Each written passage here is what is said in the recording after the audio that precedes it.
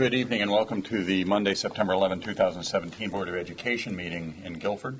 Before we turn to the Pledge of Allegiance, I'd like to ask that as we rise to say the Pledge of Allegiance together, I'd like to ask that we just maintain a moment of silence in reflection and in remembrance of what happened 16 years ago today. I think it goes without saying that it was one of the darkest days certainly in any of our lifetimes, and I think that we've all been changed by what happened on September 11th. It certainly has affected our country in many different ways, and the sadness from that day, I'd like to think that there's been some new hope that has arisen since then, but nonetheless I'd like to ask that we all join together in a moment of reflection about the sacrifices that have been made by so many thousands of people on that day. So please stand.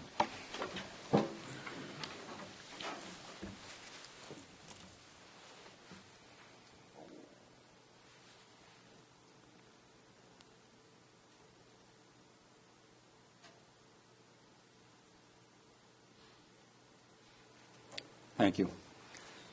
I pledge allegiance to the flag of the United States of America and to the republic for which it stands, one nation, under God, indivisible, with liberty and justice for all. So there's one quick business item, and that is to take action on the minutes of August 14, 2017 regular meeting. Is there a motion to approve those minutes? So moved. Second. Changes, corrections, clarifications? Anything? Okay. All in favor? Aye. Opposed? All right, thank you. Item 4 on the agenda is introduction of new, it says teachers, but it's actually faculty, I guess. It would be a better way to phrase it. This is always one of my favorite agenda items in any year because with the new year we have the introduction of some of the people that have chosen to either begin their careers in Guilford in many circumstances, but also people who have chosen to continue their careers in Guilford having been from in some other district. So I turn it over to Dr. Freeman, Dr. Keene, Mr. Bowden, and to present this item. Great, thank you. Good evening, everyone. It's my pleasure to update the Board of Education and the community on the certified staffing changes that have occurred over the summer. The Human Resources Department has been very busy assisting those that have made the decision to retire or to seek employment in a district closer to their home. While this was being done, interview teams across the district worked diligently to seek out, interview, and eventually recommend for hire candidates that would exemplify and embody the high standards that the Guilford Public School System has come to expect of their employees. I can attest that after meeting them while they were in this process and working with them at our new teacher orientation, each of our hiring committees once again did a very outstanding job. It's my pleasure to introduce them to you tonight as we once again welcome each of them to Guilford. So if you turn your attention to the screen, from A.W. Cox and Melissa Jones Elementary School, Emily Germain, elementary mathematics coach. From Melissa Jones Elementary School, elementary Spanish teacher, Zarle Jones. From Melissa Jones, special education teacher, Samantha Monaco. From Calvin Leet and Guilford Lakes Elementary School, Rebecca Dorn, mathematics coach. From Guilford Lakes Elementary School, Caitlin Clark, grade 1 teacher. From Lakes and Baldwin, special education teacher, Emily D'Addario. From Guilford Lakes, speech and language pathologist, Christina Renzoni. From Guilford Lakes, our new principal, Mandy Ryan. From Guilford Lakes, grade 1 teacher, Sherry Stevens. From Baldwin Middle School, someone that was hired after the school year had begun last year, but is now with us full-time, Tucker Regan, social worker. From Baldwin and Adams Middle School, social worker Lindsay Benjamin. From Adams Middle School, English and Language Arts teacher Lily Keegan. From Adams Middle School, French teacher Jules Lefebvre. From Adams Middle School, special education teacher Heather Potts. From Adams, the new assistant principal, a name you might recognize, Mike Regan. From Guilford High School, science teacher John Fote. From Guilford High School, science department chairperson Scott McDowell. From Guilford High School, mathematics teacher Michelle Modenise. From Guilford High School, returning to a district after a brief leave, Jody Reben. And Guilford High School social studies teacher Charles Schneider. I welcome all of them to the district, and I wish all of them a wonderful school year. Thank you. Yes, and I want to second those comments, but also many of the new faculty are here this evening, and we are. I think I speak on behalf of the entire board that we are delighted that you're here. We think this is a great place to be. We are putting the confidence, our confidence in your and with you as you take care of our most precious resource in our town, and that is our children. So we have a great set of expectations for you. We're going to support you in any way that we can, and we are very pleased and very just delighted that you are here. So thank you all for joining us, and we look forward to seeing you throughout the year, and look forward to hearing great things about all of you from. We do get some reports, by the way, about you from our children from time to time. So it's not all just the bishops and Big Y where we run into people. It's we do have alternate sources of information. So welcome, and thank you all. Round of applause, I think. Absolutely.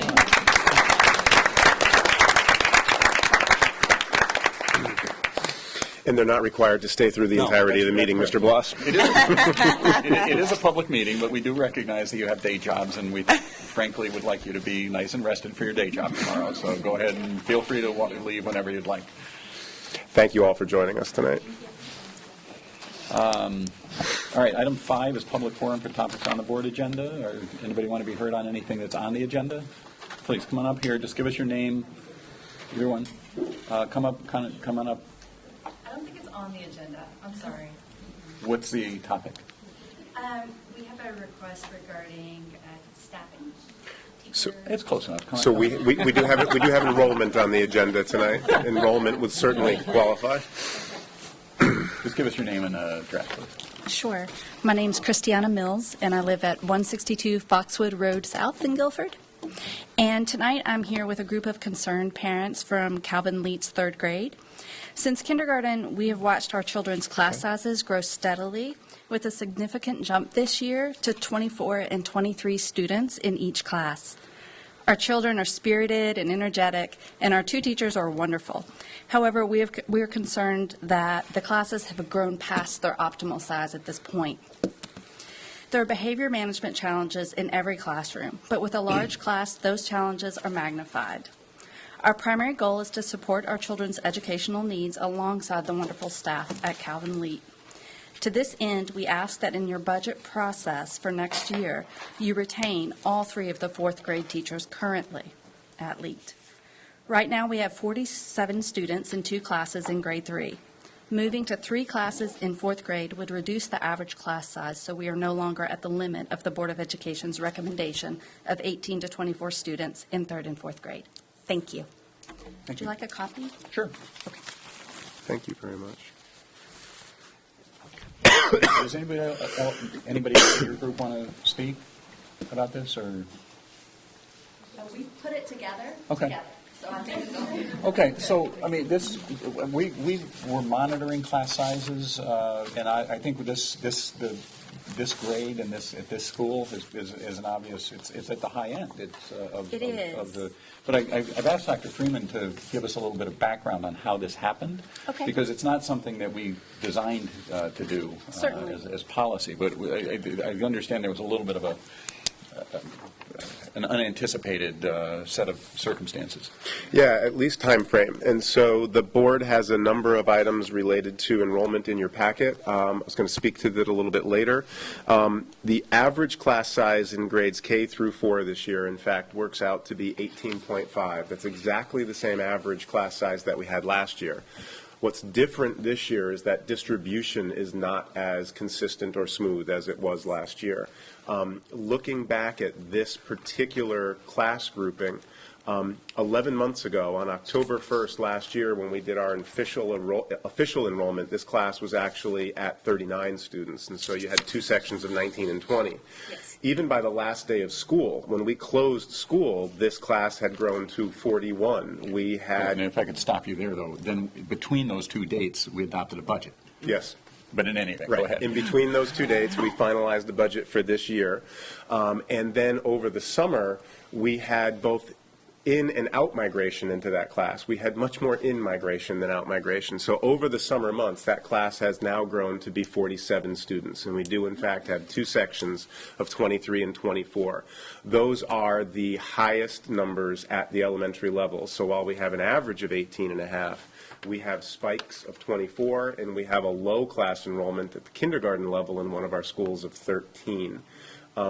This board knows that in past summers, when we have found ourselves with unexpected enrollment increases, I have in fact come to this board and asked to put in unbudgeted staffing positions. I want to say I really appreciate the way that you have just presented this, and I really appreciate the request that you have brought forward tonight, because this is a really unusual summer. So one, not only would I have worried about adding a position for what it would do to lowering that average class size at the elementary, two, this summer with an unknown state budget and not knowing if we are in fact going to be facing budget reductions moving forward, I simply didn't even entertain the idea of bringing forward an unbudgeted additional third grade position. Your request to continue to monitor and to continue to look at holding the existing positions in fourth grade is exactly the conversation that Mr. Grimm and I have been having, and we will continue to have that conversation. Obviously, much is going to depend on what ultimately does happen with our state budget, any loss of educational revenues we see as a result, and where we pass a budget this year as we move forward. But we're absolutely going to keep an eye on it. They are the two largest elementary classes we have in Guilford. Relatively, they're not necessarily large, but they're large for us. And so we will keep an eye on it. We will absolutely keep that request in mind, and we will remind the board as we go through staffing decisions about those two classes as we move forward. I also just want to note that I've talked quite a bit with Mr. Grimm about how he is continuing to monitor and support the teachers. You're right, there's two very talented teachers. They are supported by a special education teacher who supports what's going on in both of those classrooms, and by a very committed and very aware principal right now who knows what's happening at that school.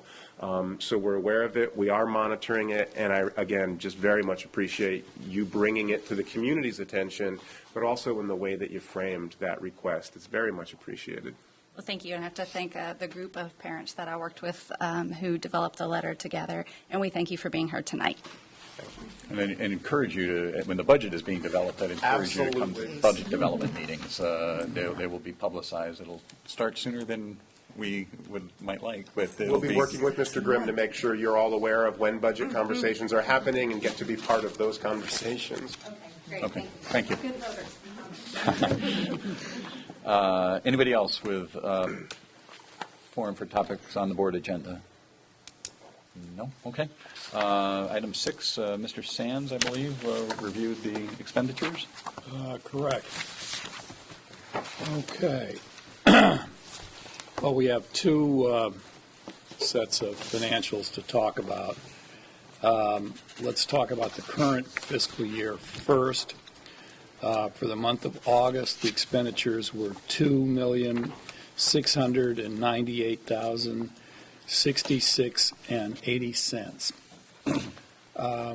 Through the end of August, we had expended 11.22% of the budget, which is somewhat higher than the 9.17% in the prior year. We went through the components of this in some detail in the Operations Committee prior to this meeting. And basically, the difference is primarily timing of when we get bills and when we get certain reimbursement payments. I don't think there's anything here that says that we're particularly off budget.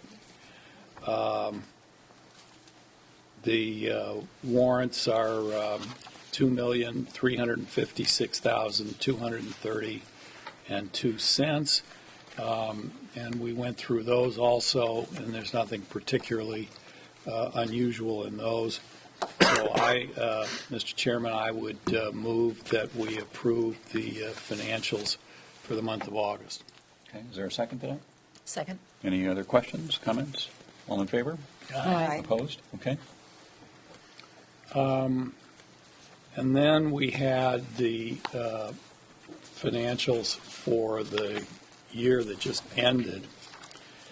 And there were some very minor changes from what we had reviewed at the last meeting. But the bottom line was that there were some additional special ed bills that we ended up having to put into the year. So at the end, we had an $8,000 surplus in a $57 million budget, and I would commend our business manager and our assistant superintendent who works on the budget. This is about as close as I've seen for an organization to come in on budget. And that's 0.6%. So that's really pretty close. There are some minor transfers between accounts for the last fiscal year that we need to make to square some of the accounting up. And we can either do that now or we could do that later, Mr. Chairman. I think it's on 10.2, Mr. Bloss. Yeah, Brian did. I think it's on the agenda for later. We'll All just right. leave it there. I would entertain any questions from members of the board. Anybody? Okay, so is there a motion to approve the closeout of 2016-17? Second. All in favor? Aye. Opposed? Okay, great. Thank you. Item 7, communications. I think we did get some, I think several people got communications regarding the class size issue at Lee. Anything else? What else? Yeah, I had received a couple informal communications and just a couple of items that maybe we could review as a board and perhaps circle back to. One related to the amount of paper that families were receiving home at the beginning of the school year. And obviously, we've discussed this a little bit, and there's a concern, with how many families don't have full access to certain documents, but certainly the request to review with the district leadership team, the output, the paper output that's being presented to families, and whether or not we can do anything to reduce that and maybe put some of these documents online at the beginning of the school year would be worthy of discussion. Yeah, we'd be happy to look into what is available online, what is sent in paper, and give you sort of an overview report on all of that. And another couple of communications I had, I believe Mr. Bowden will probably go over as we get further on down in the agenda with regard to cluster stops and cul-de-sacs and things of that nature. So we could probably put that on hold. Okay. Just questions about where we're at as a district. Sure. Okay.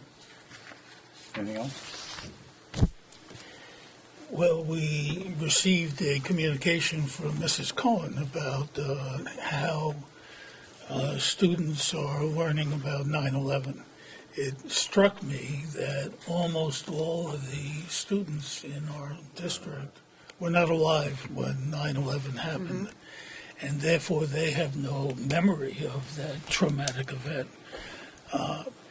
And I think as a significant historical event that, as Mr. Bloss pointed out, really affected our country, we ought to look into how it is taught, how it is remembered in our school, and how students are exposed to it. Personally, I went and visited the 9/11 Museum in New York over Labor Day. It is a powerful experience, and I think it's fine for kids to see it. And I would recommend, if anybody can, to go down to the 9/11 Museum in Lower Manhattan. It is a phenomenal experience. I will note, I did, after my communication, I certainly asked my son, who's in 7th grade, and obviously this is anecdotal because, as Dr. Freeman pointed out, it's at the discretion of the teachers and what's age appropriate, and obviously having some regard to the sensitivity of the topic. But it was discussed in his social studies class. They watched a movie on it and had a really valuable discussion. So for what it's worth, it is, it's definitely being discussed.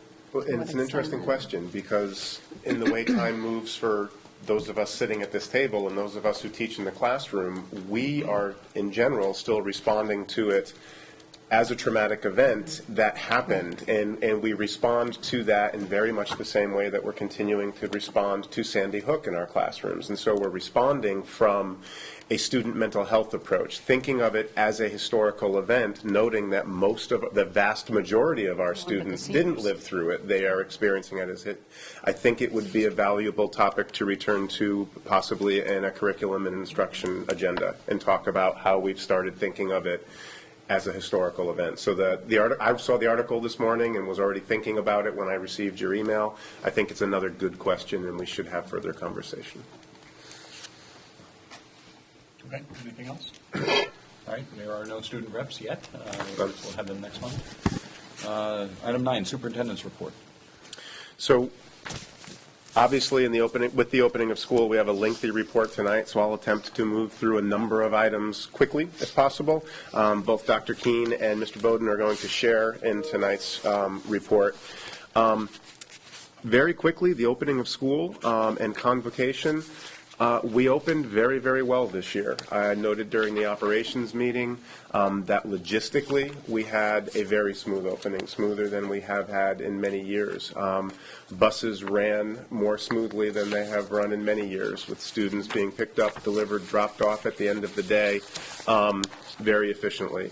The new staff that we brought on hit the ground running. We had a very rich couple of days with the new staff, talking about the Guilford schools and how we approach work in the Guilford schools.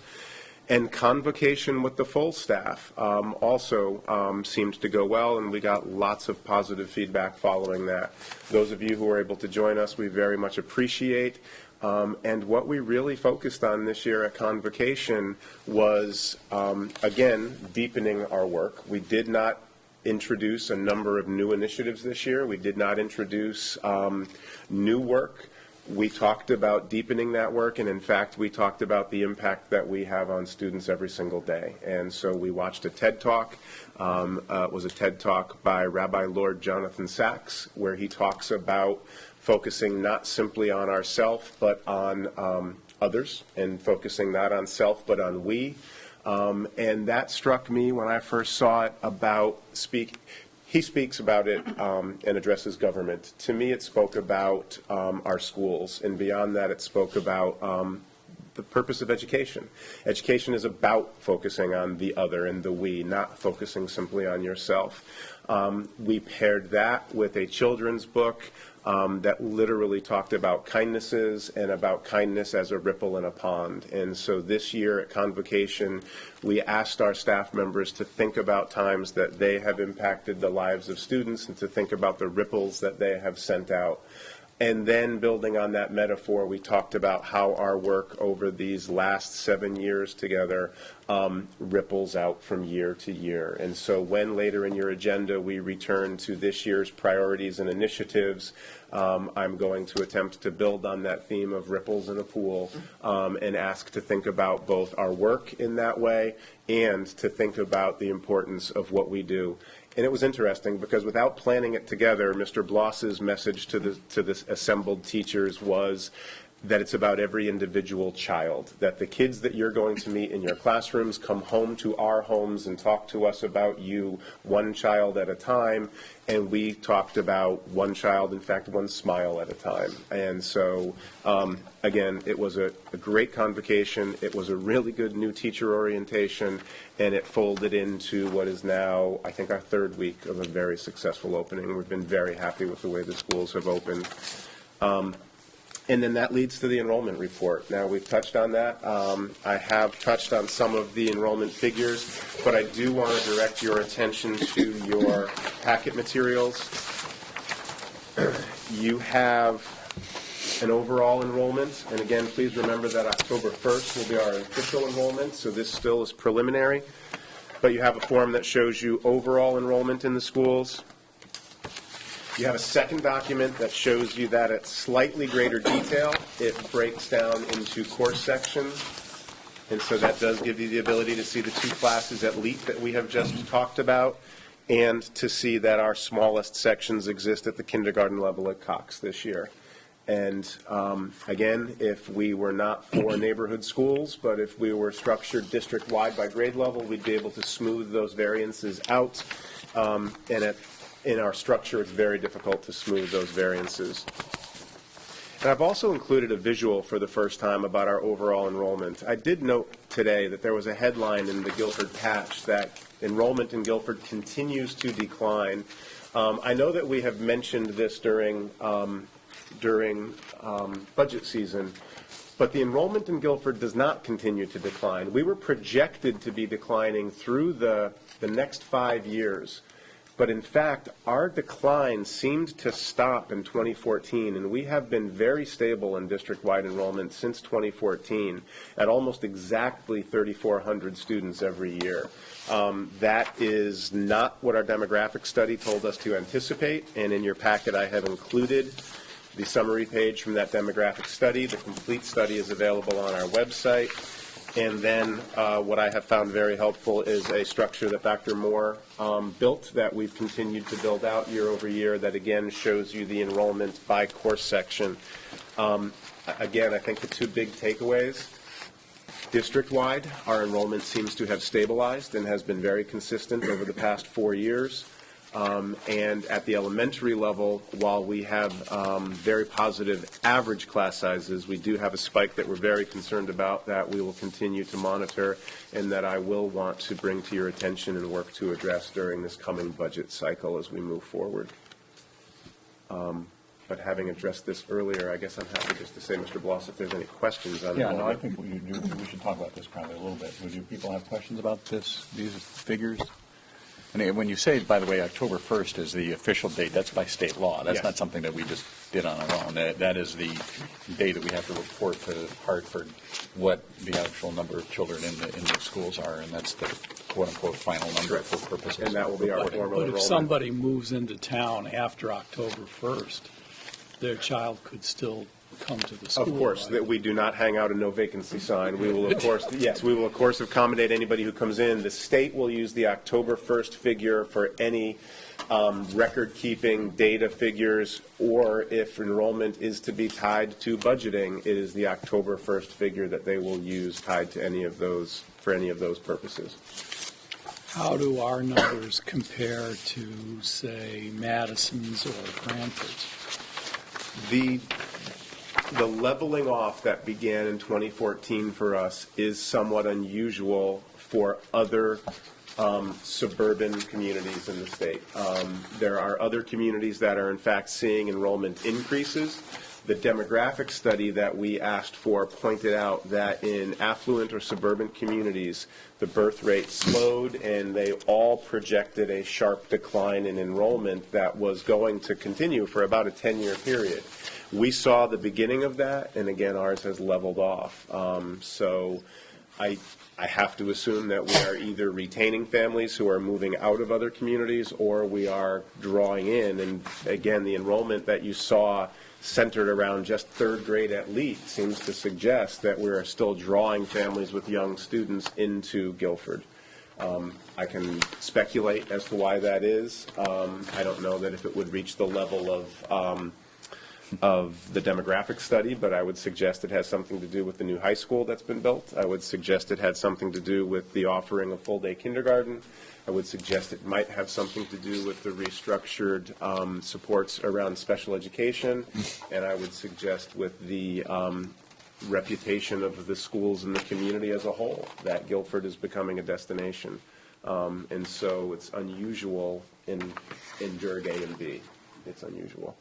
And we've talked about this every year, Yep. probably. The fact that, you can get an influx of students, but when you're looking at 4 elementary schools, so I'm quickly looking at the numbers. We had a net increase of 14 third graders this year, and 8 of them were at Leet, right? I So mean, it- statistically, that's a little unusual. Well, in any given year, though, that's going to happen. So Yes. that's the happened at challenge for Jones us. a couple of years Right, Yes, that's exactly exactly right. And All Could right. somebody in the back of the room please stand up, move around a wave, little bit? wave your arms. There we go. Right, I mean, and, now I'm going to date myself. I mean, 10, 11, 12 years ago when my kids were in elementary school, we had a bubble that went through Lakes that was really quite large as Right. well with, we had 24 in kindergarten at one point. So, which was, I think, when we, as a board, really started closing in on these numbers in a systematic way. But it's a challenge when you get that kind of imbalance in a given year to address it, or to even know it ahead of time that it's coming. Am I reading this correctly, that projections for K through 12 in 2017 from the demographic report were 3112 and we're at 3362, so off by 250? Correct. There were years that we were projecting a loss of 100 students, and in fact, we increased by 20 or so. Yes, so we are significantly away from the projections at this time. But they were dead on for a while. I know. I know, it's Yeah, amazing. it's weird. Yeah. No, I mean, the gentleman who did this unfortunately passed away. Yes. But I remember he was waiting for the coefficients from the new high school and the full day Right. kindergarten to adjust his formula. Exactly right.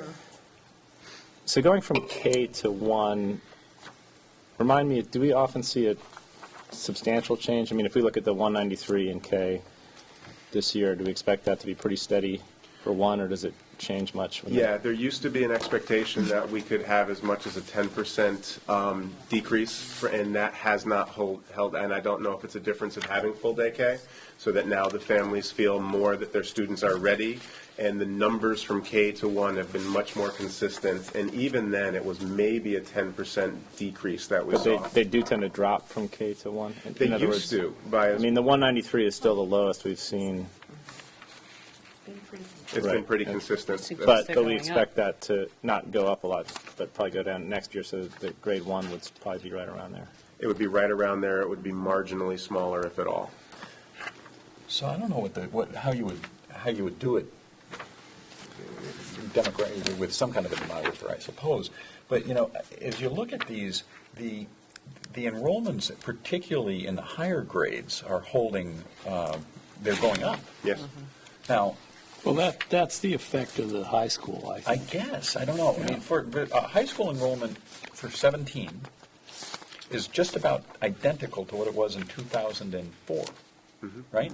It has gone up at the high school since 2014. In 2014, it was 1,077, then 1,083 in 15, 1,124 in Two,016, and now 1,132 in 2017. So it's gone up really 5 years in a row, right?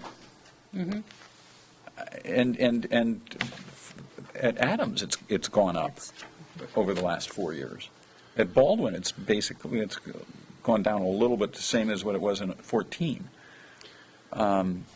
The demographic study is fascinating, and he balances the economic crash and unemployment rates and the birth rate with housing prices in Guilford compared to other comparable and locally placed.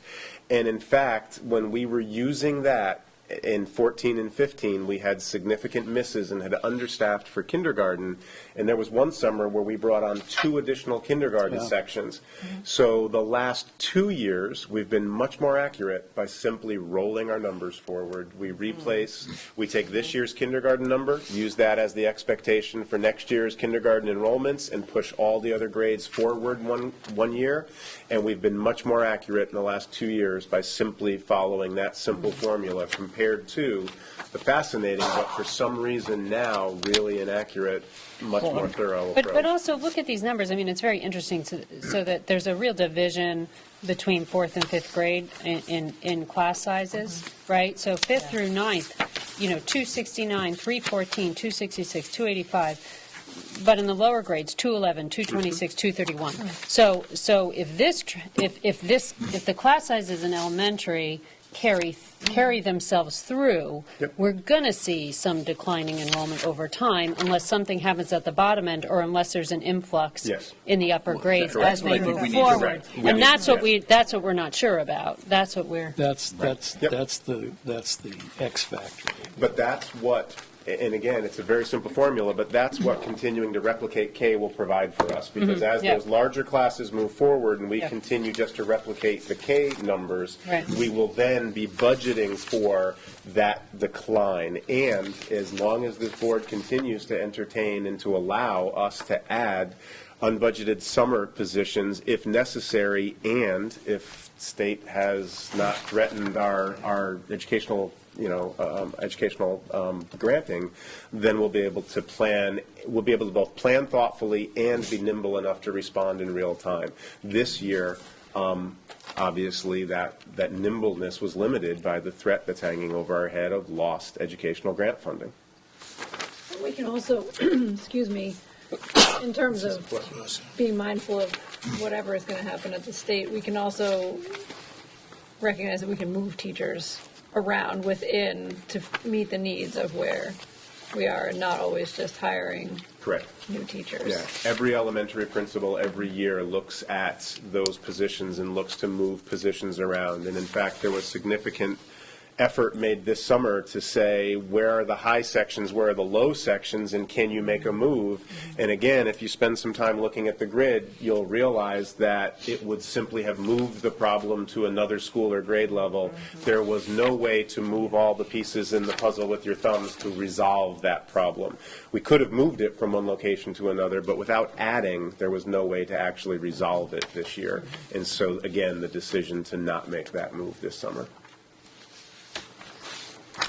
And I think it's worth just saying what the numbers are, because when you're talking about flat over the last 4 years, this really is pretty darn flat. And it's 2014, 3,400. Now, these are just in district, by the way. We've got other children that we're responsible for. And correct. Those are only the in-house numbers that are on that. So anybody who's outplaced in special ed, anybody who's at a magnet school, anybody who's at VOAG, that's on top of this. And so that in this year, that's 68. Correct. But in any event, in district, 3,400 4 years ago, 3,393 3 years ago, 3,388 2 years ago, and this year 3,362.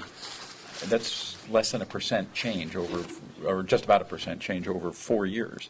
Remarkably I guess consistent. Technically, in the narrowest sense, a decline, but that's a pretty meaningless decline when you're talking about 7 schools, 13 grades.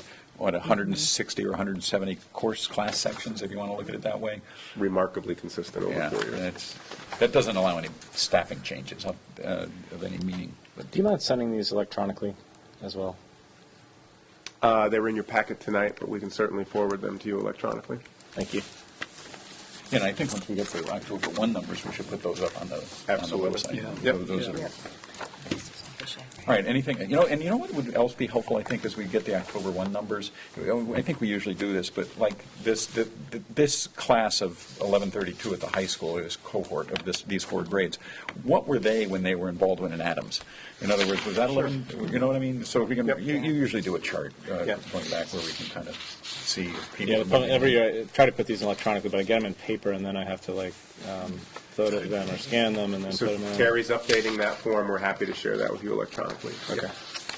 Okay. Any other questions about enrollment for now? I'm sure we're going to talk about this again next We month. will talk about this at your next meeting, as we will have the official October 1 figures at that time. Okay. Next couple of items are really simply notifications, and 9.3 includes a correction. I do want to inform you of an out-of-state field trip that we approved this past weekend. On Saturday, we had approximately 20 cross-country students who traveled to Martha's Vineyard to participate in a invitational meet. It's out-of-state, required my approval, and does require me to make you aware of it, although I'm doing it after the fact, and I do believe that we performed fairly well, Mr. Block. Well, your board chair was aware of it. Were you I did there? go. I was there. There were, I don't know, 30 teams, and we came in 4th. This was just a girls' cross country. 4th. They've got a pretty young team. There's only one senior, and they had a great time. It was a very good, very well run event. Long day, I will have to say. But, It could have been an overnight trip, but it wasn't. It was simply an out-of-state we trip. might talk about that sometime, maybe. I am also happy to inform you that at the high school this year, we have agreed to accept an exchange student. We will be having a young man from Japan who will be joining our 9th grade this year. At this point, we have received all of his approvals, all of his academic information, as well as all of his health information, and so we are excited. Again, it requires that I notify the Board of Education. Mr. Macenti and I have both given our approval. I do not have an exact start date for the student at this time, but we're excited to be hosting an exchange student from Japan this school year. And I am happy at this point to turn the presentation over to Dr. Keene, who's going to share with you some of our summer experiences with title funding. Over the last several summers, we've been very excited about the work that we've done in those areas, and this summer is no exception. Thank you. As many of you know, we have been working on science as a curriculum area, and this year we used our Title I funds to expand our knowledge of what does good science instruction look like. So we had 2 programs. In fact, our program coordinators are here tonight. Janine Farrell worked with us with our youngest students, our first grade students, and our Title I literacy program that incorporated first grade students in all 4 elementary schools. And this is a program that we have been doing for years, but this year was a little bit special in that we were really focusing on science, a science topic. And then the second program, our program coordinator was Jennifer DeWallace, and it was a math program, but we still focused on science, and especially engineering. So tonight I'm going to share with you kind of the results. I'm going to start with our little ones. This particular program or unit that the students worked on was called My Amazing Body. And they're in first grade, and they were learning to read some text and to experience some other pieces about their body. They also went to the Connecticut Science Center and did some of the hands-on exhibits there in their health and body area. But their goal was to determine from informational text which text helped you learn the most about the body. And then they wrote opinion pieces and actually put together books. This was an 18-day program, 2 hours per day. I just wanted to kind of, there's a musical background. This was the music that the kids loved and that they actually used during the the camp. Also in the middle of this, you're going to see an interview of a child. a child who is actually being asked, well, which one of these 3 books helped you the most and why? Now, I want you to listen to his vocabulary and his understanding. He does have a couple of misconceptions, but those are things that we can work on. But remember, these are kids that were struggling readers and writers, and this is what happened. All of the comments, by the way, except at the very end, we have some teacher comments, are parent comments. So parents were very involved too. So this is My Amazing Body. Ooh.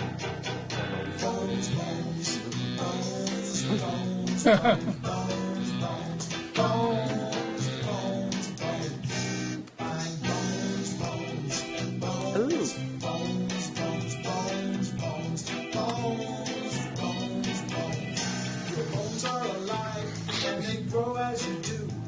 They work with your muscles, allow you to move. Bones are very strong, but sometimes they do break.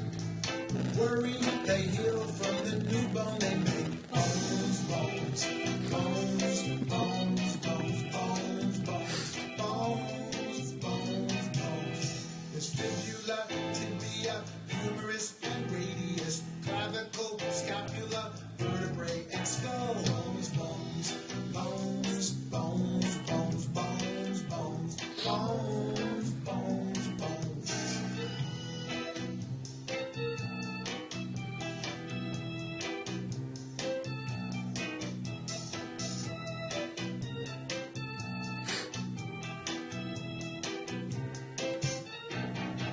There are 26 bones in each of your feet.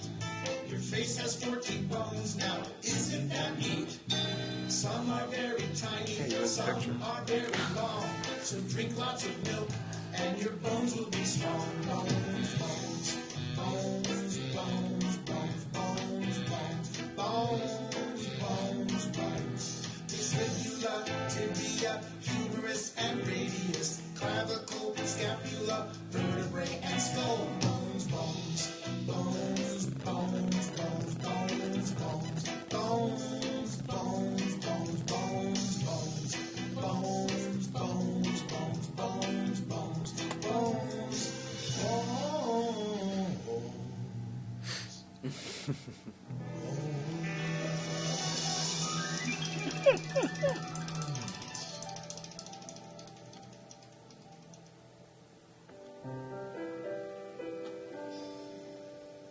Our bodies are a miracle in how they work and grow. To start so small and grow so tall and learn the things we know. We all are very different, and yet we're much the same. Inside our skin are skeletons, inside our heads are brains. Let's celebrate our bodies. Be glad for who we are, because we're very special. Indeed, we all are stars.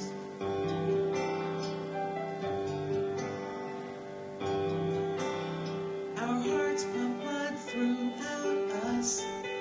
Our lungs breathe night and day. We touch and smell. Our teeth chew well. Our muscles. It says brain, it doesn't tell you what part of the brain. It doesn't even show the spinal cord is part of the brain. With this picture, it doesn't even tell you what this part and this part is. And then this one, it just says muscles. It doesn't even tell you gluteus maximus, all those kind of muscles. And then this one just says bones. And it doesn't really help you tell anything like rib cage, skull, hand bone, all those kind of ones. But the skeleton inside you had a little bit more detail, except it didn't go by the serious names of the bones.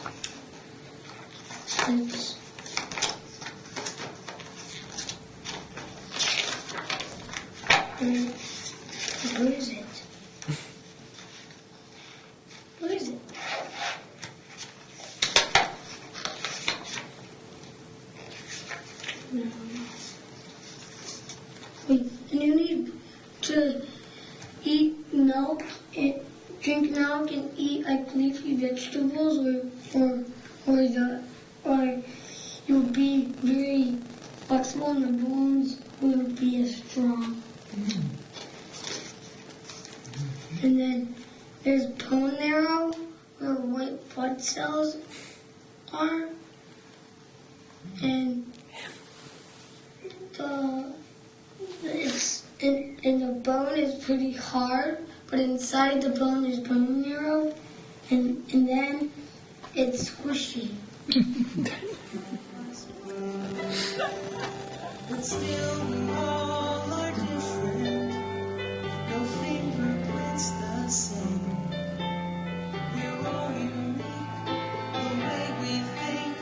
We all have our own names. Let's celebrate our bodies. Be glad for who we are. Because we're very special. Indeed, we all are stars.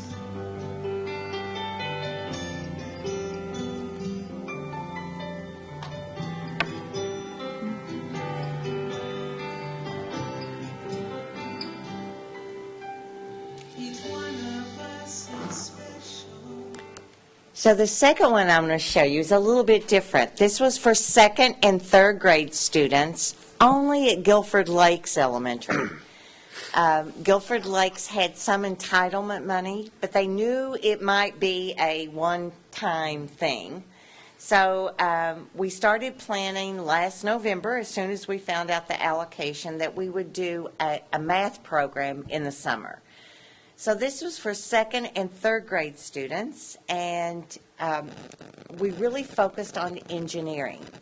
So scientific and engineering practices in mathematics. It was 2 8-day programs, so it was like a week and a half. But it was for about 3.5 hours per day. Of course, the students are a little bit older. And the first session was called Catching the Wind, looking at wind power. And the second class was on taking the plunge, and it was about underwater engineers and what engineers do underwater. So here are some second and third graders, a little bit different. We do have to show our data, as you can tell, for Title I purposes, our pre and post to show growth. So here are our STEM kids. Engineers make the world a better place.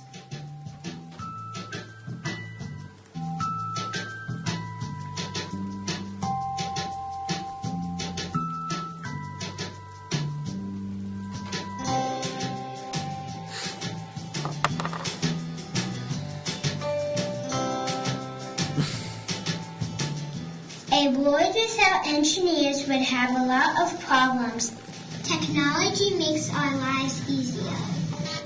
Technology can be an object, process, or system.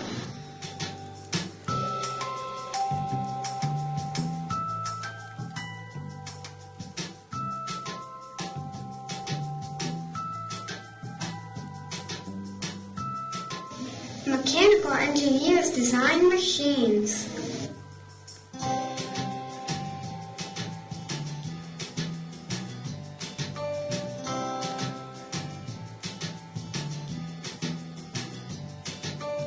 Imagine what can be some solutions.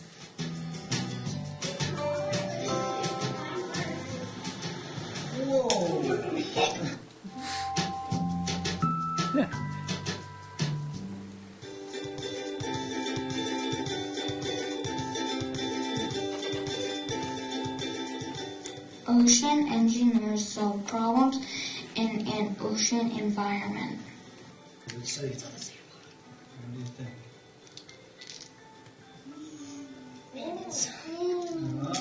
Right? I got it, but it didn't. You're right. Whoa, it's coming up. Improve, make a design even better, then test it out.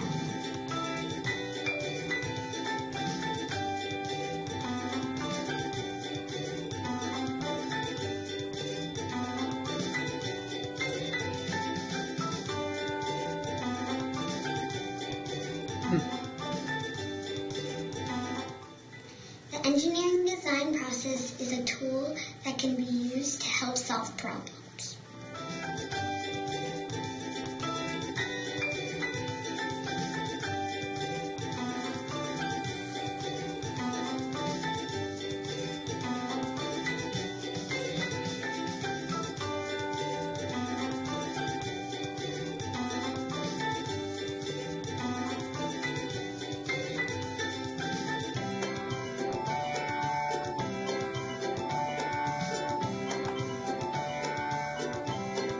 I used to think technology was something that has wires. Now I think it is something that solves a problem.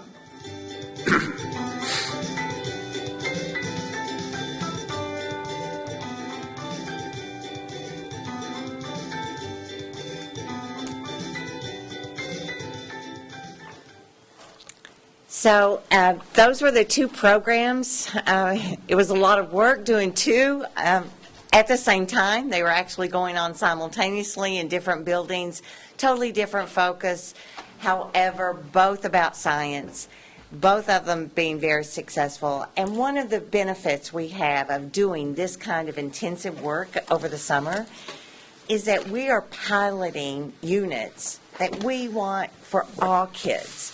So starting tomorrow, actually, they're going to be rolling out professional development for teachers on My Amazing Body, which is all of our first graders will be doing that unit this fall. And we are still working on the STEM program and the science curriculum, but the entire science committee observed this program, actually went to Lakes, watched it in action, so that even the high school members of the committee could observe what could be possible when we're thinking about engineering in a classroom. So we learned a lot from both of them. We plan on implementing one right away, and the other one, of course, is right at the front of our minds as we continue to work on curriculum. So a big thank you to Jen and to Janine, who worked very, very hard to make this happen, and they kept all the data and met the buses and called the parents when they weren't there to try to get our attendance up. But, and we got on a bus and we went to the Connecticut Science Center On the hottest day of the summer. that it got over 100. And it gets really hot on a school bus. But it was great, and the kids loved it. So that's what we've been doing this summer for curricularly. We're incredibly excited about the fact that we take these opportunities not just to provide additional time, remediation, if that's the word you want to apply to the students, but we use them as opportunities to help the students be excited and enthusiastic about their own learning and to learn as educators from the experiences as well. So they benefit not just the students who get to attend over the summer, but a much broader audience. It really is exciting work that gets done. A song about bones might have helped people like Chris and I get through gross anatomy in med school. Well, I'm looking forward to getting that song out of my mind. I just wanted to say it couldn't have been done without the teachers like Elizabeth Hill. Jen, do you mind coming up to the microphone? I didn't even see Liz over there. She's hiding. Thank you. Sorry, you got to be That's on mic. okay. I don't have a very big voice. I just wanted to say we couldn't have done it without the teachers like Elizabeth Hill, who came out tonight to support. So I'm thankful to them and all their hard work. And Kevin Flanagan was the other teacher who worked with us. So thank you. So thank you all. Yeah. Sounds like it was a fabulous program, and one that I'm sure Dr. Keene would be glad to do every summer in one form or another. I really guessed, didn't you? Love those school buses, don't you? Well, I mean, a good program is a lot of work. Yes. Right? I mean, Exactly it's right. easy to roll out of, you could have babysat them for 8 weeks or whatever, right? But a good program takes a little bit of effort, and you get a good product out of it. Well, it sounded like some of those kids really Yeah. kind of got interested in engineering and technology. That's great. It's been a And great we'll opportunity. clear up red blood cells and white blood cells. And we'll fix that for us. Just a small point. That's all right. Yeah. So continuing on, we talked a little bit earlier today. You had an opportunity to meet many of the new staff members that we hired in today. At this point, with only 2 exceptions, we are fully hired up in all of our certified positions. Our world language position at Cox began today. We had a teacher who began today in world language at Cox. We are very excited about that hire. We have at this point a .6 school psychologist position that is scheduled across both Adams and Baldwin, working with the 2 new programs that have grown out of Lakes to be at Adams and Baldwin. That is a new position this year, and that hire is currently on hold. We are hoping to have more information this week before we release for that. We currently have a full-time position at the high school that is covering the needs of those 2 programs. And finally, we have 1 special education position at Baldwin Middle School that is technically vacant. We were informed about a resignation very late in the summer. We're currently holding our employee over. We've made arrangements with the hiring school district. We're holding on to that teacher until September 18th, and I believe that Mr.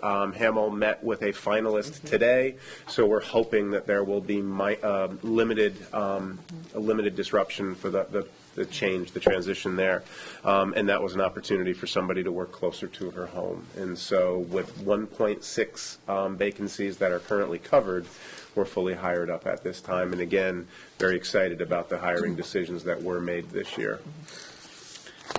We also want to share with you an update on the busing decisions. We talked a little bit about this in the operations meeting, but Mr. Bowden is here today to share with you bus changes, bus routing, and just a bus report for the beginning of your first meeting of the year. I assure you, it's not quite as exciting as the end video, but equally as important. I'd just like to make a few comments, from my notes to kind of brief you on where we are at this point with our busing routes and bus stops. It's kind of an update to the report I gave last year at the Board of Education around this time. During the spring and summer, Mr. Dorwin, our transportation coordinator, reviewed the existing bus routes with an eye on seeing what efficiencies could be made in the existing runs based on Board of Education policy, Dr. Freeman's 2 transportation-related communications to the community, in the DMC report we had contracted a few years ago. This year, as compared to last year, fewer changes were made to the location of bus stops, and those that were changed were mostly driven by the impact of incoming and outgoing kindergarten students. Roads and streets, and in many cases cul-de-sacs, that had received transportation services last year because they had a K student, or we had to turn a bus around at the end of its run, that were in the Board of Education's walking distance policy were also subject to review. Transportation down the 3 remaining private roads were changed to cluster stops at their entrance, making our practice around these stops consistent across the town. Mr. Dorwin and Mrs. Illingsworth, the STA manager, worked diligently to achieve these objectives while keeping the safety of our student population their number 1 objective. And I want to take this opportunity to thank both of them for their time and efforts in doing so. I'm happy to report that the number of appeals that have come into Mr. Dorwin's office are significantly down from last year. At this time, very few have gone beyond his level. Principals are reporting across the district that they've had a smooth transition this school year in this area. And all in all, I'm very pleased on how the year has started in regards to transportation. But as, we start the year, I think it's worth reminding, I know Dr. Freeman did it in his letters, that if we go back to the concerns that spurned the DMC report, when we look to get an outside look at our transportation needs in district, we really, if I remember correctly, had 3 primary concerns. And one was the length of time that our students spend on the school bus, the frequency of stops that our buses were making along our major arteries, and looking at our route design as a fluid system rather than one that was static that just stayed in place every year. And grew every year. And in the short time that I've been involved in the last 2 years, this intimately with working with Mr. Dorwin and Mrs. Illingsworth on these issues, I can say that we made substantial progress in these areas. It's not perfect. You know, this, as we talked about for the last 2 years, this town has its challenges with the size that this town is and the amount of miles that we have to put buses across. But I think it's important to note that, you know, we have made progress in these areas to really be as consistent as we can, so that if one area is receiving a service, if a like area is not, then we have to see why that was. And we saw that prior to our intensive review, that there are a lot of inconsistencies around town, and we've worked, you know, hard to try to make those less and less across the town. Paul, would you like to add to that? Yeah, I just want to reiterate something that I shared at the operations meeting. I really do feel that, to a large degree, the success in the opening this year had a lot to do with the fact that the bus runs at this time are cleaner, more logical, more efficient than they had been some years ago. It was not unusual for the first week or 2 weeks of school to have bus runs that could be running 30 minutes late as we were trying to shake the system out. And this year we opened up very successfully with runs that were on time right from the very first day of school. So while we're still striving to generate efficiencies in the system, I do think that we have created a more logical system that works better and, in fact, meets the bus schedule that we have communicated to the community. And so, on a personal note, my household was shocked that the bus came like on the first day of school exactly when it said. And got them back. I know, right? They're not supposed to come on time. We were really happy. Last year it was 10, 15 minutes late. So we really do recognize that bus stops are emotional for families. We recognize that change is difficult, but we really appreciate the community understanding that efficiency in the system is important. It's really important. In fact, it's the second most important thing right after student safety. So student safety is always our first concern, but if we can then have a system that works as advertised and is efficient and isn't sucking up resources that we would rather see going into classrooms, then that's where we want to be. And we're working really hard. And I agree with Jason. I'd only make one amendment. Chip Dorwin and Marie Illingworth and Jason Bowden all deserve a large degree of credit for the work that has gone into this system over the last 2 years. I think also that we should keep in mind that by refining these routes and gaining efficiencies, my understanding is we've eliminated one of the smaller buses from this year's routing, which is a substantial savings that we can use in the classrooms or for summer programs or for things like that. And, you know, as we continue to work on this, there's possibility that we can save some additional money.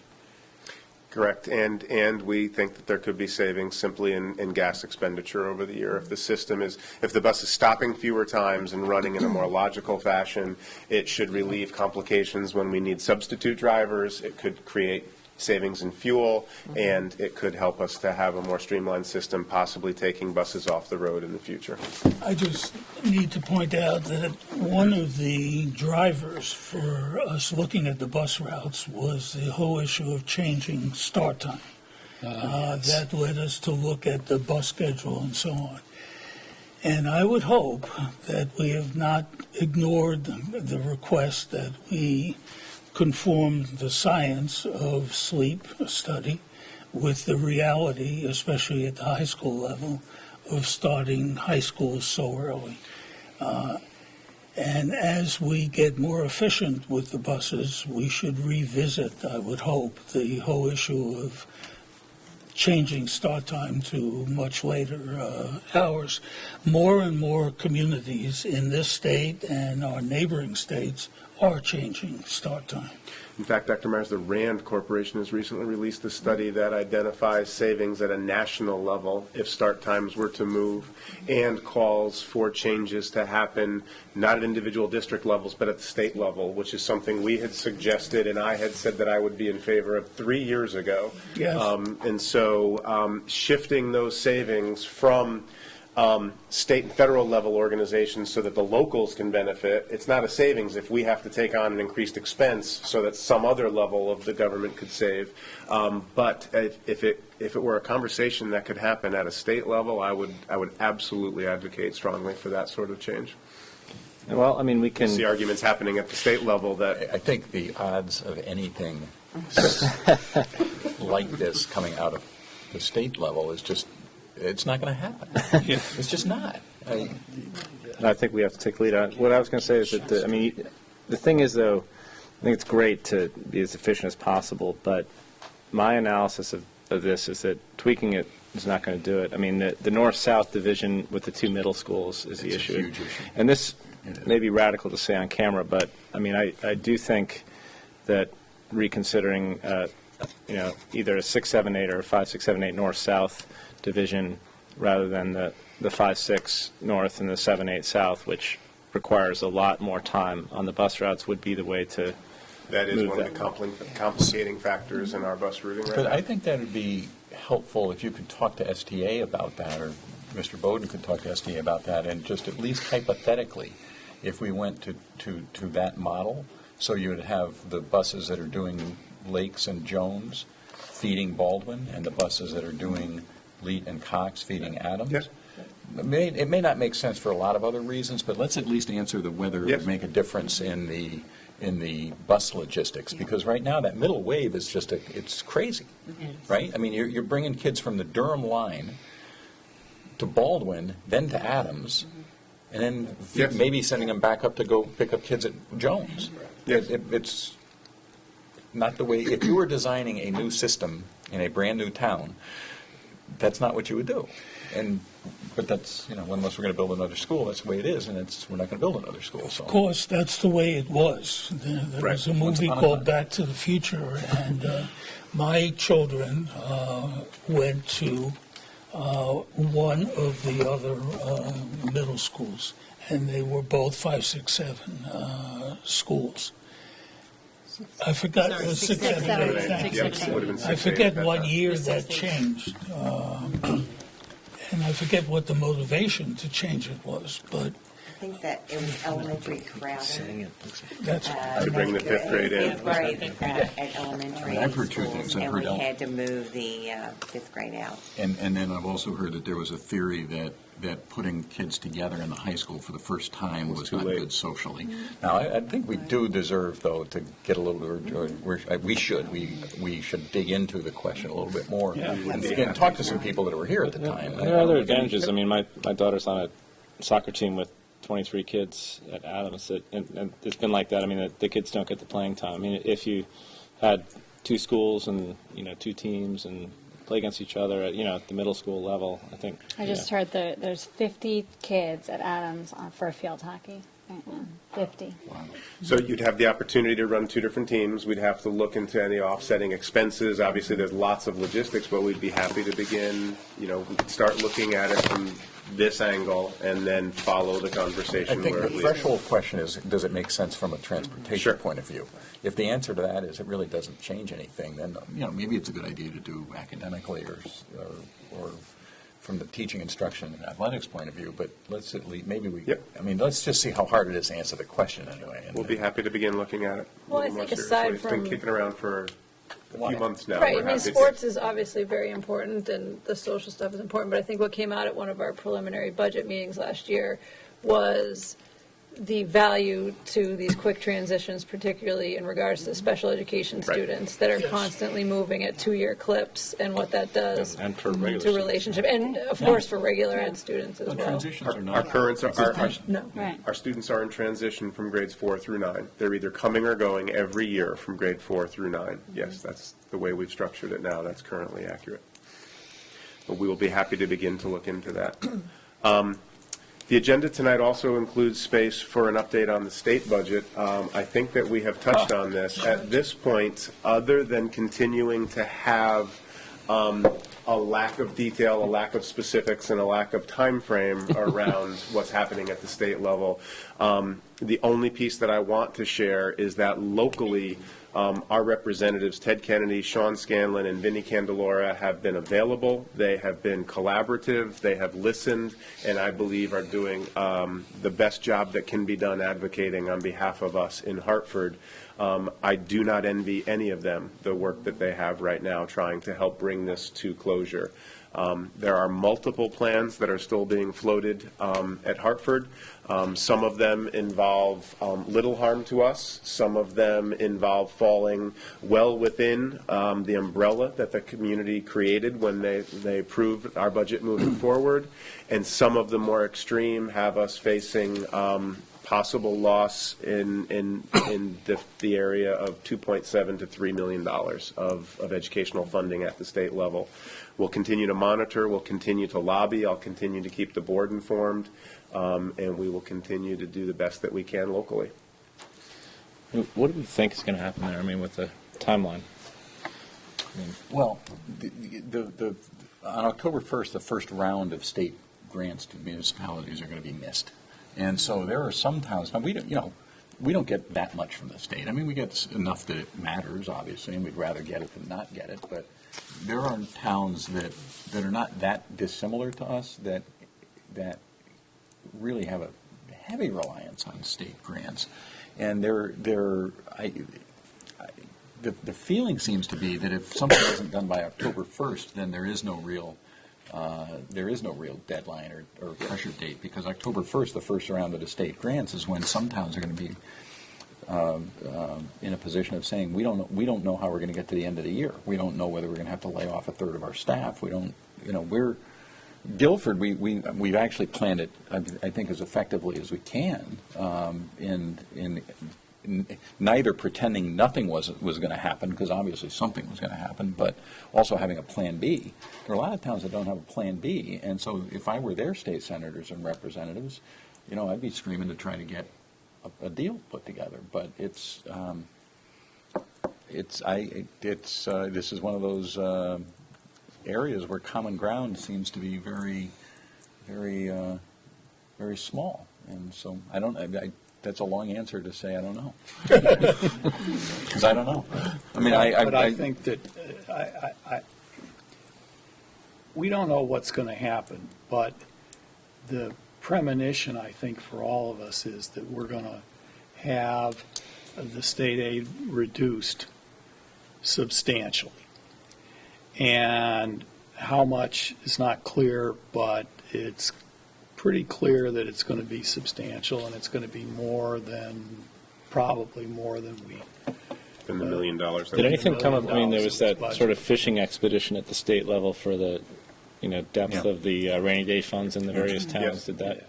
Mr. Maz actually wrote back, and there was he wrote back today, actually, a very thoughtful letter. I'll forward it. Did it go to the whole board? No. Oh, I'll send it out. I'll forward it then as soon as I'm online. But there was actually, the CT Mirror had a table of how towns had responded, and it's what you would expect. They're all over. The differences in the rainy day funds are from here to here, and so. But this is what is it? Dr. Keene would know the answer to this. Is it an Aesop's fable or one of the fables where the one squirrel takes care of the acorns and puts them in a thing for winter? And is that an Aesop? Am I making this up? And then so anyway, there's the one where the hen makes the bread. Right? That's true. The grasshopper fiddles away in the summer while we eat plans. Okay, fine. That's what it is. Okay. So the towns that have some money in their rainy day funds are the towns that were thoughtful about not overspending, about budgeting properly, about putting money into pensions, and about trying to make sure that workers' comp costs and health insurance costs were rational. And so I got a great idea now. The grasshopper gets to go over. Is a grasshopper an ant? Is that what we decided? Okay. The grasshopper gets to go over to the ant and say, Give me some of yours. Give me some of those. Yeah. And so it's it's very frustrating. I know Mr. Scanlon and Mr. Candelora and Mr. Kennedy get how frustrated we are, because I think all of us have communicated with them. But they're hearing from everybody, Yeah. and there are a lot more representatives and senators from districts that are feeling the kind of pressure that we're feeling. That they may hold the center of power. Frankly, I don't know. We'll see. It's deeply unfortunate that the state has been so irresponsible for so many years. How to get out of it? I don't know. But I feel good about Guilford. I mean, we're in. All right, but I think it would be prudent for the administration to start thinking about how we would deal with various levels of cuts, because it may be that we can get through this fiscal year, but whatever cut we get this year is going to be a down payment on the bigger cut we're going to get in the future. And we need to have some options. And I think it behooves the administration to start thinking about these options. And I think the board needs to see some alternatives here, which I suspect are not going to be pretty at all. But, I mean, if we're talking, $2.7 million out of a $57 million budget, this is not saving paper clips and recycling used copiers. I mean, this is going to be much more serious. We need to understand that, and we need to get in front of this problem with some alternatives. And I would hope at a future meeting that you could brief us on some of this, so that when the thing comes to pass, we're not all of a sudden caught. Well, let's be honest about it. If we have that kind of a cut, there's only one way to save that kind of money in a district like this. It's staffing, period. And there's only two ways to address staffing reductions. It is either with programmatic eliminations or increases in class size. And that's it. So we will be ready to have those conversations with you, as well as conversations about what a significant increase would look like just to maintain current programming, and what get out the vote efforts would have to look like to absorb some kind. Right, there's going to be two ways to deal with that locally. Significant tax increase to maintain current programming, or staffing reductions. 85% of our budget goes into staffing. It would have to be significant programmatic impacts or across-the-board recognition that class sizes need to increase. Right. It's not much more complicated than that. But we we're will talking have about 24 specifics children to in a class. That may be in the future. We will have specifics to address that. Right. No, we've confident the administration has been thought about this, and there will be a plan. Hard to There is a imagine plan B, and there will be a plan C moving forward. Over and over and over again. Yep. No, Okay. Energy contract? Yeah, just a notice for all of you. We continue to work in collaboration with the Board of Finance and the Standing Building Committee to look at and the Board of Selectmen, to look at a possible performance energy contract. We have had multiple presentations on this. At this time, the Board of Ed has asked an outside engineering firm to look at the contract and look at the specific formulas that are being applied to that contract before you decide if, as a single body, you will support this moving forward.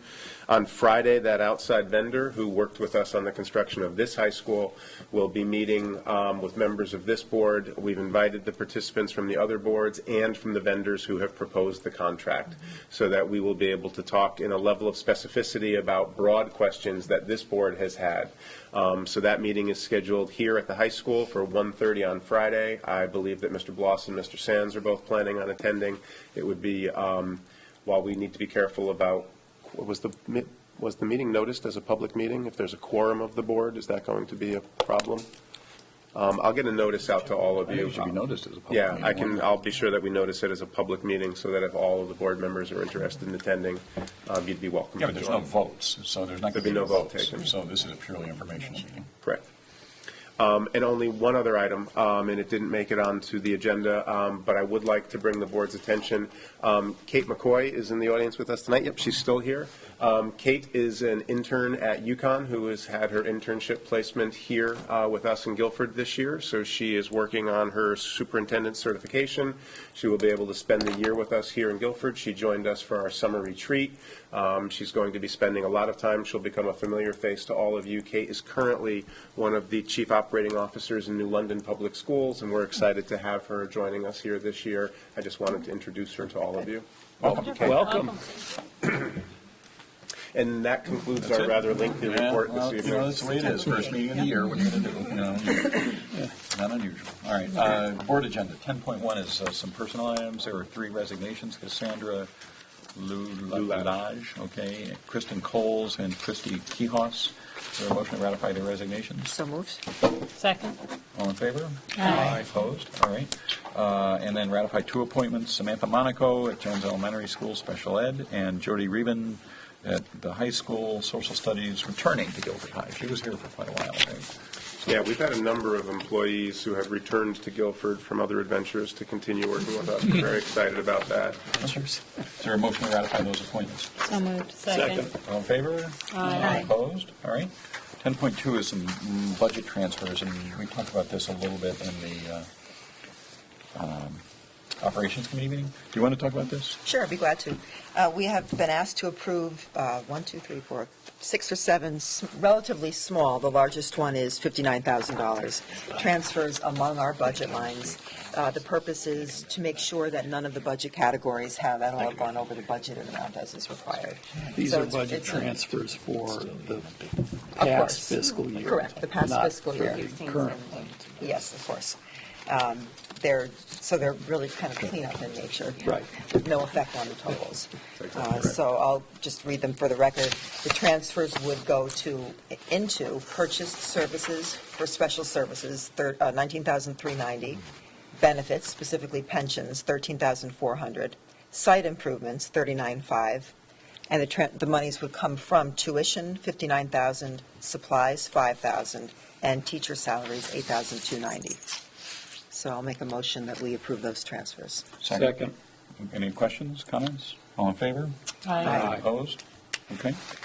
10.3 is to act on a memorandum of understanding between the Guilford Board of Education and Long Hill Farms for Connecticut Water Company to run a secondary water main through Long Hill Road or Long Hill Farms property to the high school to connect so that there would effectively be 2 sources of water for this property.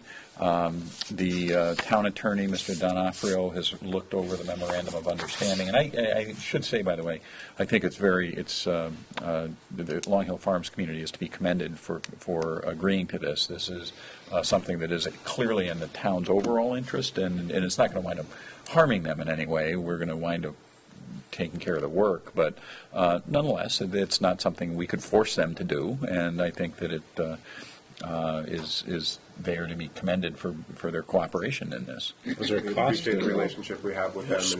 Small. Yeah. No, it's paid by the town? No. So the total cost of this agreement on our side would be approximately $10,000. It is something that we intend to absorb out of the site improvement line, although we are going to make a request through the building committee and ask if they would have the ability or the interest in absorbing that cost at this time. So that may be complicated by their closeout process, but we're going to ask if they would be interested in picking up the cost. The building committee. The Guilford High School Building Committee. It was originally discussed. They still exist?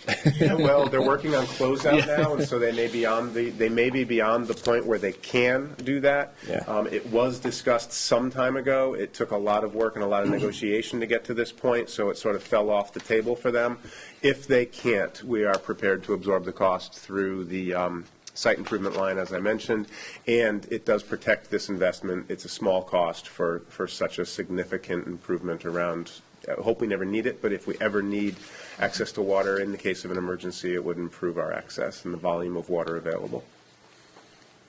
All right, is there a motion that we approve that memorandum of understanding? Second. Any questions, comments? All in favor? Aye. Opposed? Okay. Thank you. All right, Dr. Myers, what do I do with my agenda? Here we go. The 10.4 is to receive for possible action the exhibit district priorities for 2017-18. That's, I think it was an attachment. It's also in the packet. So this was presented at convocation as a draft. I will note that this board spoke about both our priorities and initiatives for this coming year at a meeting, I believe, in June. We looked at it. The administrative team looked at it in much greater depth during our retreat in August.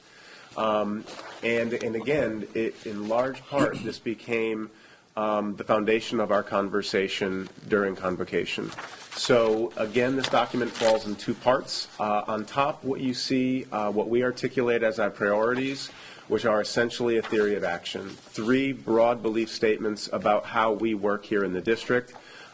This year, I believe that they come back to you unchanged. In most years, there's been a certain level of wordsmithing that has occurred, but they have always broadly spoken to 3 large pieces, and I've usually spoken to them from the top down. At convocation this year, I actually spoke to them from the bottom up, and as we talked about ripples, we talked about the fact that it begins with a health and safing and caring environment. When our students feel physically safe and safe enough to take learning risks, we've created an environment where their learning is going to be possible. From that center, we ripple out to a professional environment where our teachers are supported and resourced in a way that they are capable of then creating the final and most important ring in these ripples, which is the learning environment that is expressed in priority number 1. It is only in a safe environment where we can grow the professional staff that we intend to grow, and it is only with that professional staff that we can create the opportunities where students are invited to expend the effort to become their own self-motivated and self-monitoring learners that we talk about in priority 1. And so while those haven't changed this year, I have thought about them and I'm beginning to speak about them differently this year. The initiatives that we will then tackle this year, and we'll take those from the top down, like last year, we're going to continue working on strengthening our professional learning communities. We know that it is when we put teachers together and they have opportunities to learn with and among each other that we leverage the best professional learning that we can in the school district. So we've talked about our professional learning communities for a couple years. This year, we are specifically looking at tools that those communities can use to structure their learning and to shape their learning. We've looked at a series of protocols. We've looked at a series of tools, and we're going to continue to roll those out this year. How do you look at student work? How do you look at other colleagues' work? How do you create for a group of professionals essentially an action research project where you're focused and intentionally learning about the work that you do in the classroom within the goals that the entire district has set for ourselves? Beneath that, beneath working as a professional learning community, we're going to continue to work on those classroom high-leverage instructional practices that we began tackling next year. 3 practices that all focus on student learning that go beyond grade level or subject matter. We're going to continue to look at facilitating academically productive talk, and I'd again reference you back to last June's Our Direction, where you see the level of talk that students engage in the classroom level. Also looking at writing to learn. We know that writing is not something that you do at the end of learning to prove what you know. It is a process of learning in and of itself, and we're continuing to leverage that. And finding opportunities to provide really rich and useful feedback to students in the classroom, and not just from the teachers, but also from their peers. So we're going to continue diving into that work this year. We're going to support STEM instruction through curriculum development and content-focused professional development. You saw a taste of some of the engineering examples that we are moving into.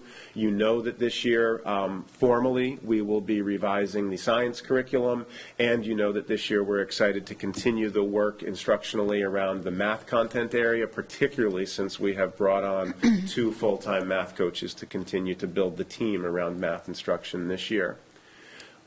We know that we need to continue to employ a balanced assessment system. There has been some work around this, both at the leadership team level and simply in the wording of this, to focus on and to use it to inform student learning.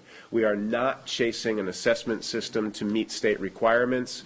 We want to make sure that we're using assessment as an integral part of instruction and that we're using it to inform student learning.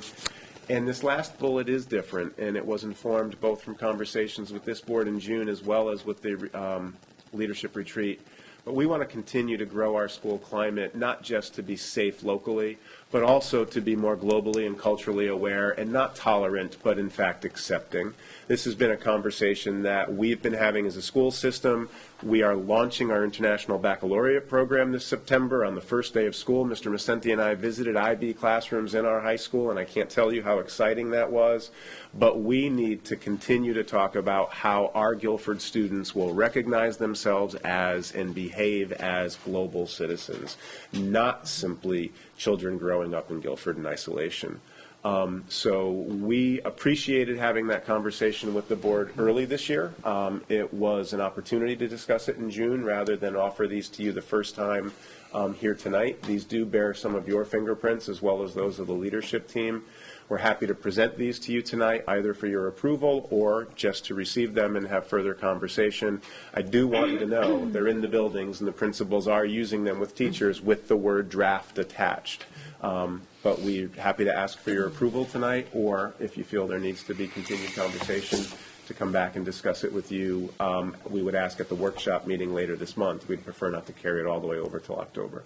Okay. Well, Can I make a motion to approve it? You can make any motion you want. Okay, well, I make a motion to approve I'll this. second that motion. I just wanted to offer up a suggestion with regard to the acronym STEM, and was any thought given to using STEAM and adding the arts, because we do have such a strong arts program, music, theater arts, obviously, with all of our awards that we've received, and in the advent of the IB program, which has an arts component to it. I just wondered if any thought had been given to that. Yeah, and in fact, some extensive conversation, and the decision being last year a bullet that fell similar to this last year spoke only to math content professional development.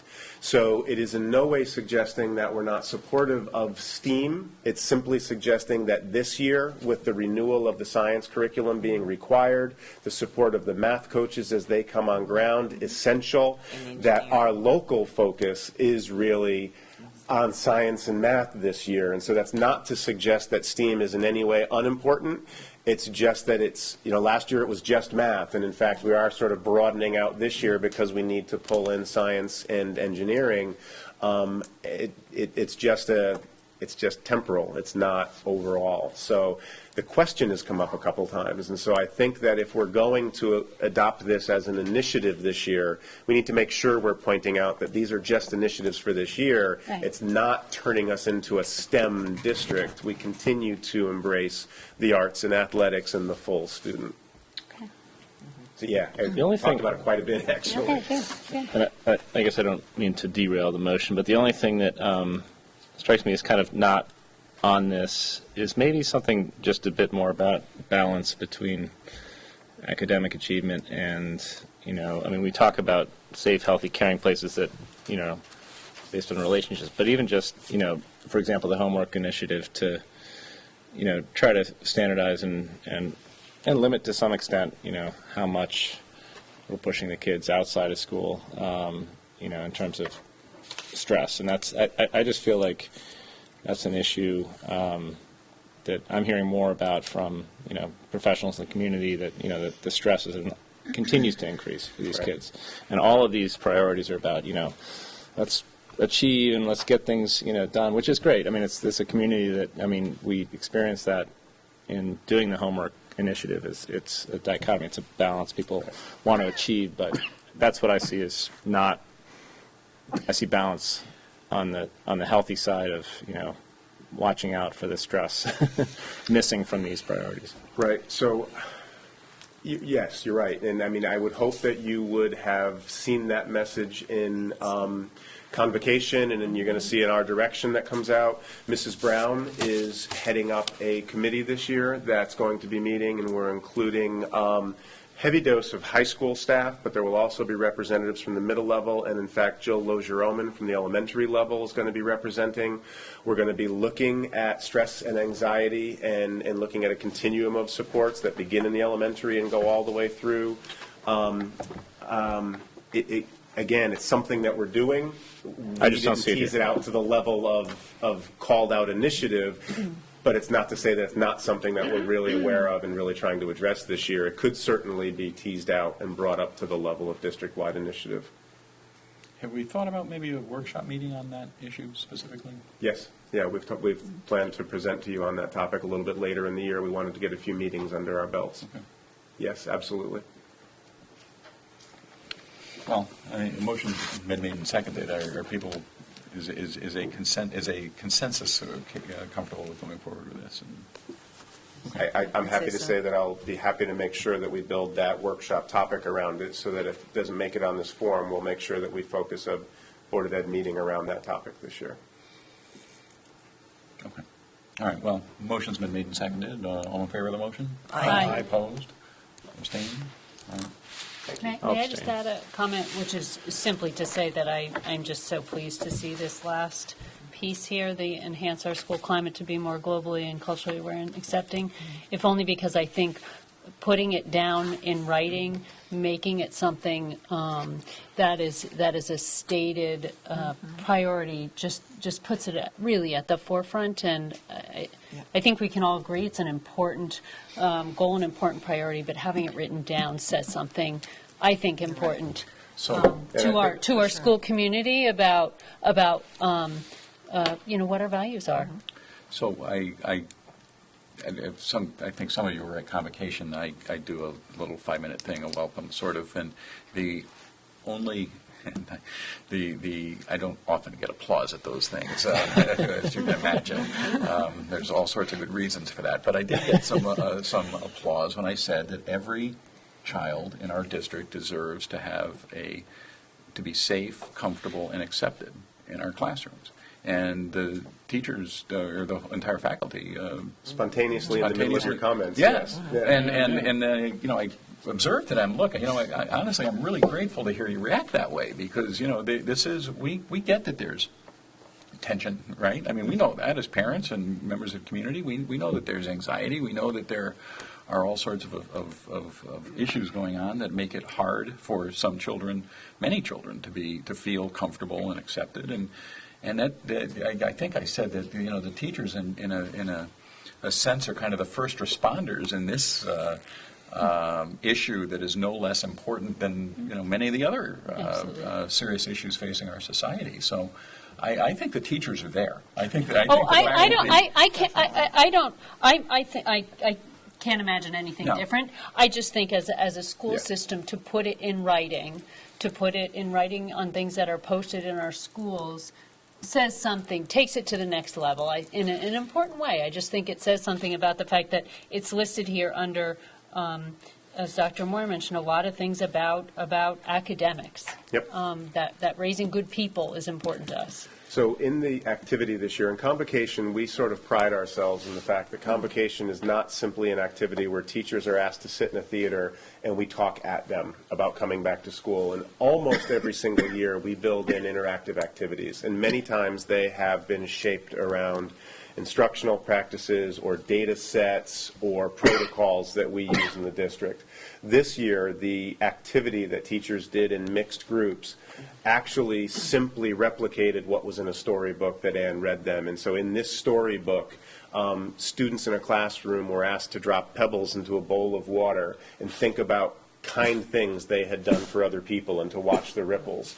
And so in our commons, after we excused our 350 teachers from the theater into the commons, they all gathered around pools of water and dropped droplets of water into the pool and created ripples and thought about times that they had created ripples in the lives of a student. And we talked about the fact that, yes, instruction can motivate a child, but you get to instruction through relationship. You rarely get to relationship through instruction.